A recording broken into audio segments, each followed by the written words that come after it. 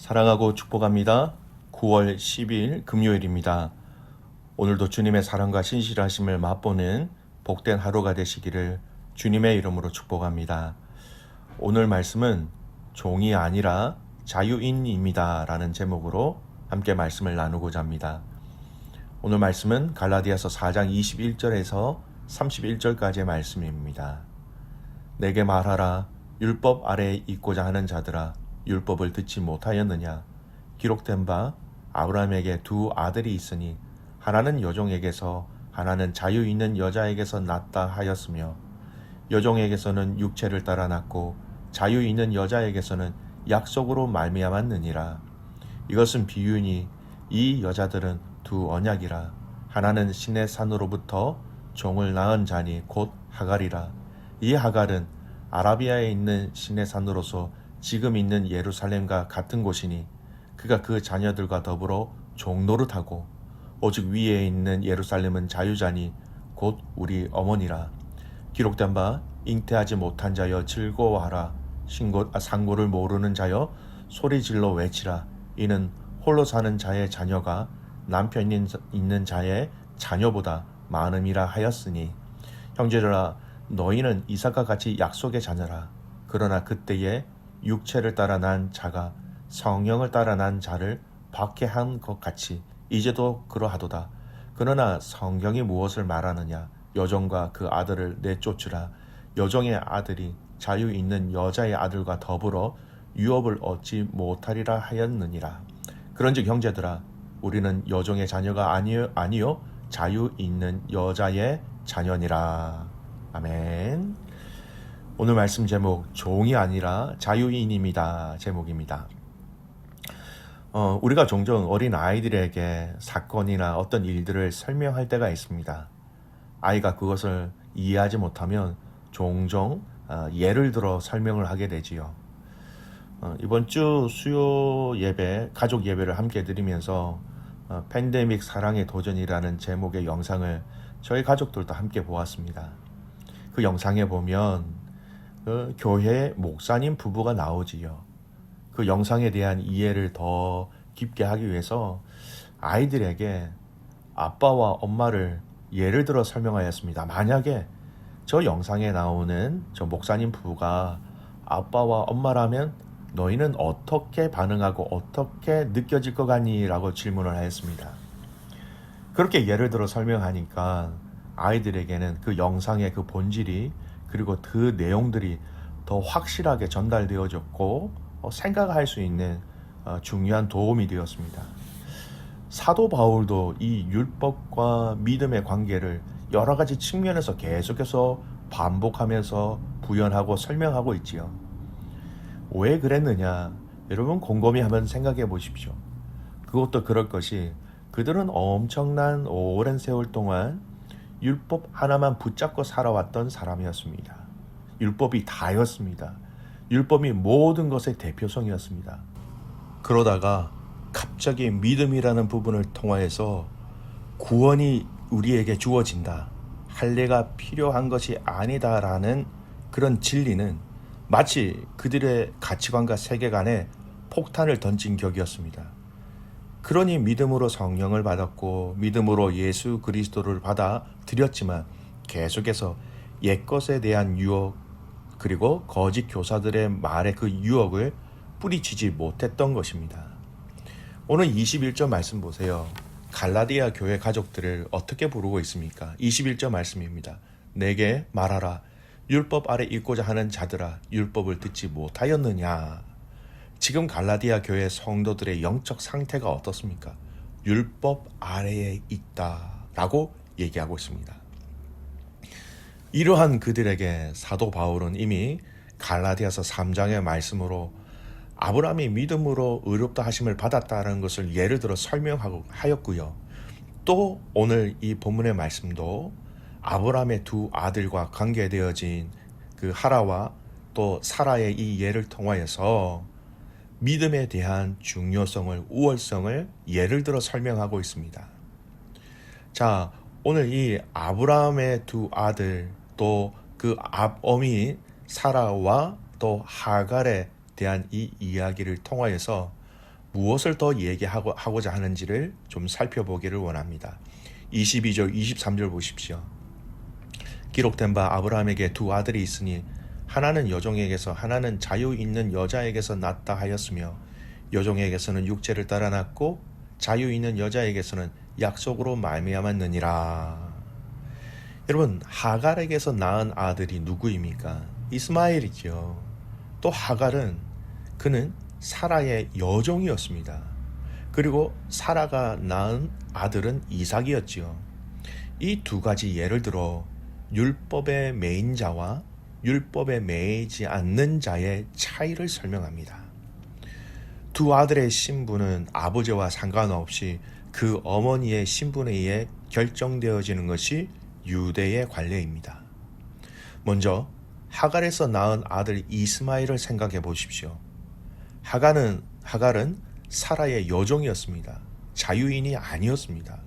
그리고 그 하갈이 낳은 아들 이스마엘입니다. 그래서 종의 아들이지요. 그래서 법적으로 이스마엘의 신분은 여러분 종이었습니다. 반면에 사라의 아들 이삭은 어떻습니까? 사라는 자유인이었습니다.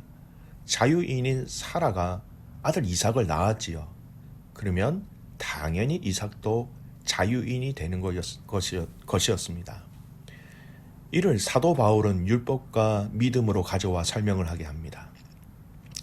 율법과 복음은 모두 하나님에게서 비롯된 것이지만 그 정체성의 분명한 차이를 보여줍니다.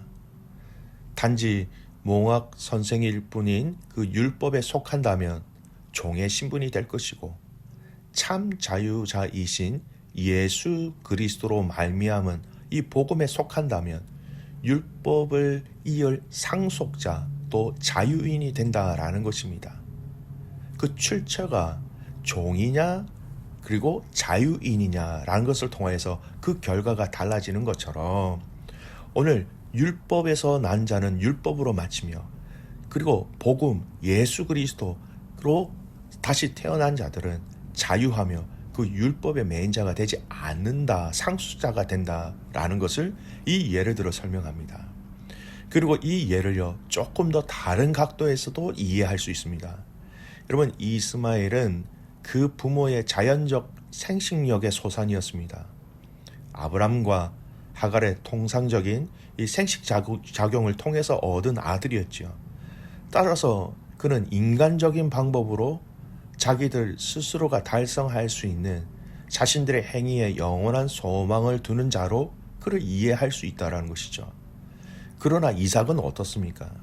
이삭은 하나님의 약속을 따라 태어났습니다. 하나님께서 아브라함에게 창세기 15장 4절을 통하여서 내 몸에서 날 자가 후사가 되리라 약속하셨습니다. 아브라함이 하갈을 취해서 이스마엘을 낳은 지 약 13년 만에 다시 하나님이 그에게 나타나셔서 아내 사라를 통해 후손을 주시겠다라고 구체적으로 더 약속하셨고 그 후에 낳은 아들이 바로 이삭이었습니다. 여러분 잘 아시는 것처럼 사라의 생식 능력은 이미 죽은 자와 다름이 없었습니다. 그러나 하나님은 그 약속을 이루시기 위해 기적적으로 직접 개입하셔서 그로 하여금 후손을 잉태할 수 있는 능력을 주신 것이었습니다. 이런 것처럼 사도 바울은 지금 이 갈라디아 교회 가족들에게 율법 아래에 있고자 하는 자들아 이렇게 외치면서 너희는 하나님의 약속의 자녀들이다. 너희는 하나님의 약속의 자들이기 때문에 이 율법에 매인 종의 신분이 아닌 복음으로 인하여 율법에 매이지 않는 상속자, 자유인이다라는 것을 강하게 얘기하고 있는 것입니다. 28절 말씀 보십시오. 형제들아, 너희는 이삭과 같이 약속의 자녀라는 것입니다. 상속자라는 것입니다. 생명, 구원을 받은 상속자라는 것을 잊지 말아야 한다는 것입니다. 믿음을 가진 자로서 그들의 영적 정체성을 분명히 깨달을 수 있도록 오늘 이 사도 바울이 간절하게 그들에게 설명하고 있는 것이지요. 여러분, 오늘 우리의 영적 정체성을 다시금 확인하시길 바랍니다. 우리의 영적 정체성을 성령님의 도우심으로 여러분 함께 싸워 지켜내시길 바랍니다. 영적 정체성의 실질적인 우리의 적용이 무엇입니까? 믿음으로 우리는 주님을 바라보아야 하는 것이고요. 믿음으로 말씀을 읽어야 하는 것이고요. 믿음으로 우리의 환경을 받아들여야 하는 것이고요. 믿음으로 우리는 말해야 하는 것입니다. 가장 큰 믿음을 주셨는데 이 믿음을 제쳐놓고 말한다면, 생각한다면, 결정한다면, 자칫 잘못하면 우리는 율법의 옛 형식과 틀에 종이 되어 버릴 수 있는 유혹에 노출될 수 있다라는 것입니다. 마지막으로 여러분, 다시 하갈과 사라의 이야기로 돌아가 보겠습니다. 창세기 21장 10절 또 12절 그 사건에 보면요, 하갈의 그 아들 이스마엘을 내어 쫓으라는 그 아브라함에 대한 사라의 간청이 나옵니다. 그래서 정말로 이스마엘은 육체로 난 자이기 때문에 쫓겨나서 그 유업을 얻지 못하게 되었죠. 이처럼 오늘 갈라디아 가족들에게 사도 바울은 하갈과 이스마엘이 상징하고 있는 이 율법주의를 쫓아내라. 그래서 그 율법주의를 쫓아내서 하나님의 약속인 그 유업을 받아야 한다. 또 받아라고 결론을 내리고 있는 것입니다. 믿음이 믿음되지 못하게 하는 우리의 옛 생각과 습관, 이러한 것들을 우리의 삶의 습관과 전통에서 버릴 때에 우리를 믿음으로 인도하시는 깊은 하나님의 세계가 보여질 것입니다. 여러분, 믿음은 하나님의 약속을 믿는 것입니다. 믿음의 눈을 들어 주님을 바라보는, 주님의 약속을 기대하는, 그리고 그 믿음을 통하여서 우리에게 종의 그 모든 족쇄에서 자유하게 해주신 하나님 아버지의 그 놀라운 은혜들을 저와 여러분이 깊이 누리시고 체험하시고 맛보는 승리하는 가족들 되시기를 주님의 이름으로 축복합니다. 아멘. 기도하겠습니다. 하나님 아버지, 오늘 사도 바울이 갈라디아 교회 가족들에게 다시 한 번 더 율법의 매인자가 되지 않도록, 율법 아래에 있는 자가 되지 않도록 이 복음을, 이 믿음을 간절히 증거하고 있는 말씀을 우리에게 알려주셔서 참 감사를 드립니다. 하나님, 오늘 우리의 삶이 믿음으로 바라보게 하여 주십시오. 믿음으로 생각하게 하여 주십시오. 하나님, 예수 그리스도가 내 삶에, 내 인생에 어떠한 역할을 하고 계시는지, 어떻게 나를 인도하고 계시는지 그분의 철저한 인도하심을 느낄 수 있도록 하나님, 우리에게 더 큰 믿음을 더하여 주시옵소서.